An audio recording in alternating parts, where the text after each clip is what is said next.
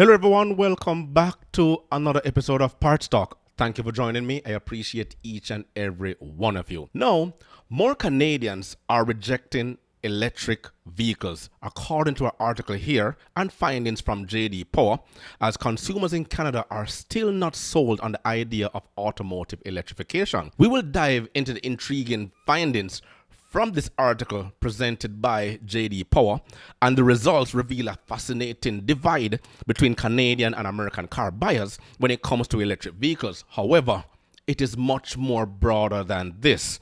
What I'm going to be doing is showing you a video of the reality of the situation of what is happening now in Canada. Let's take it away. Canada sucks, especially Ontario. I don't know why anyone wants to move here. Look at our tax brackets. It's actually stupid. Let's say you made it. You got the ultimate promotion. You worked your ass off. You're now making $100,000 a year.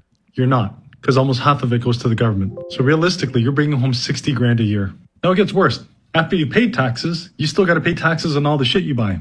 13% tax on everything. If that's not enough, let's say you want to buy a nice car. Let's say you've saved up for your dream car, Mercedes-Benz, a Porsche, whatever it may be. Well, guess what? There's now a luxury tax. You got to pay either the lesser of 20% of the retail price above the $100,000 mark or 10% of the total vehicle price. Let me rephrase this for you. This is after you've paid taxes to the government with your after-tax dollars, and then you have to pay HST on top of it. So there's 13% on top of this already. Now let's assume you achieved the dream. You bought a house.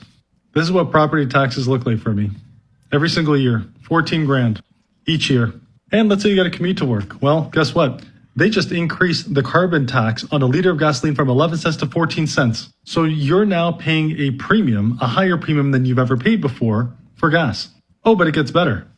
The interest rates are a ridiculous amount. Who the hell is affording any sort of mortgage payments with these kind of rates right now? And this is normal. I always think of that video of Camilla Harris where she says, don't come, literally do not come to Canada. It is so expensive to live here. Everything gets overtaxed. You get overtaxed. Once you pay those taxes, you still pay sales tax on top of it. You want to own a home? You pay tax for that too. You want to own a car? Well, better not be a nice one because we're going to hit you with a luxury tax. Oh, and you want to own a home? It's going to cost you a lot of money now. This is exactly why you have so many scenarios like this, where people are saying I respect too much to stay in Canada and why so many new immigrants are leaving. You can't succeed here. Government has set things up where success is no longer achievable for the average person. Too much taxation, too much control. Everything has just gotten so expensive and out of hand.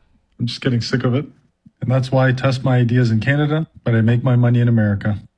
Canada sucks, especially Ontario. I don't know why anyone wants to move here. So back to the article as saying that in Canada, a significant 66% of automobile shoppers say are very unlikely or somewhat unlikely to consider an EV for their next purchase.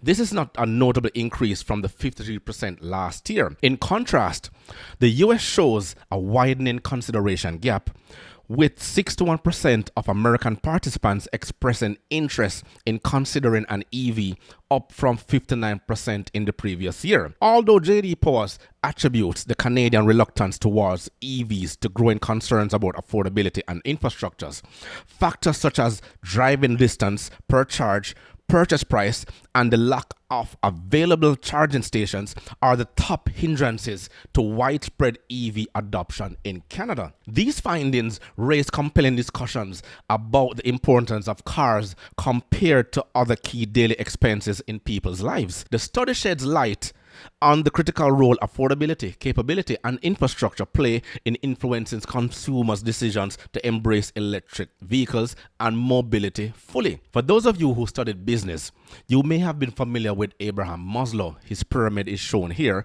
and he came up with the Maslow's hierarchy of needs. And Maslow's hierarchy of needs is a psychological theory that represents human motivation and fulfillment, illustrating a pyramid shown here of hierarchical needs ranging from basic psychological necessities to higher learning aspirations. Most people are at the bottom here, the psychological needs, which is food, water, shelter, and warmth. So although JD Power is highlighting the factors hindering EV adoption in Canada, High volume sales are dependent on the amount of disposable income that is available from consumers. In addition, with high interest rates causing a hike in car payments, making it a challenge for most, not everyone is in the 3%, much less the 10% of high income earners.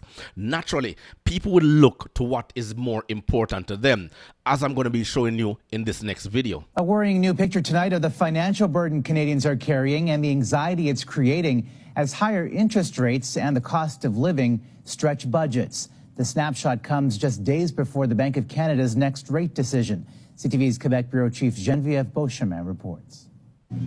On the menu in grocery store aisles right across Canada, plenty of talk about bills adding up. It's outrageous. It's hardly able to make ends meet with the price of food. The cost of living, higher interest rates have stretched more than half of Canadians' budgets to near the breaking point.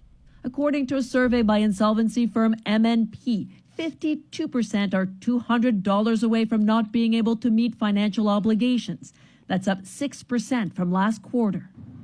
More than a third already can't cover their bills and debt payments. We've been doing this for 5 years. We've never seen numbers like this. And it's not just food eating away at Canadians' wallets. The price tag of essential items is up right across the board. Canadians report an average increase of $230 in their weekly spending. And those who most regret taking on the debt they have are millennials from the ages of about 27 to 42 years old. It's a generation hit particularly hard by the cost of housing and mortgage rates that could go up again this week. If the Bank of Canada, for example, raise rates again this Wednesday, it will be the highest level in 30 years. So for a lot of Canadians, it's a very tough financial situation to be in. Part of the balancing act as the Bank of Canada continues to try to keep inflation in check.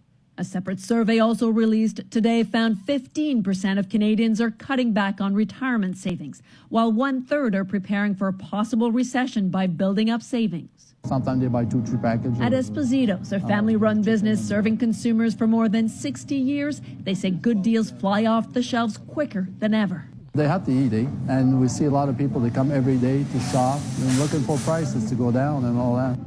Looking for a bargain, increasingly part of the shopping experience. So with all due respect to JD Power, we do appreciate them going out and finding this information, letting us know, because we do need the data based on the research, statistics, and information that is needed for us to carry out our daily work and for us to also make sound decisions. It's sad to say it doesn't matter how much findings they're coming with at this point in time.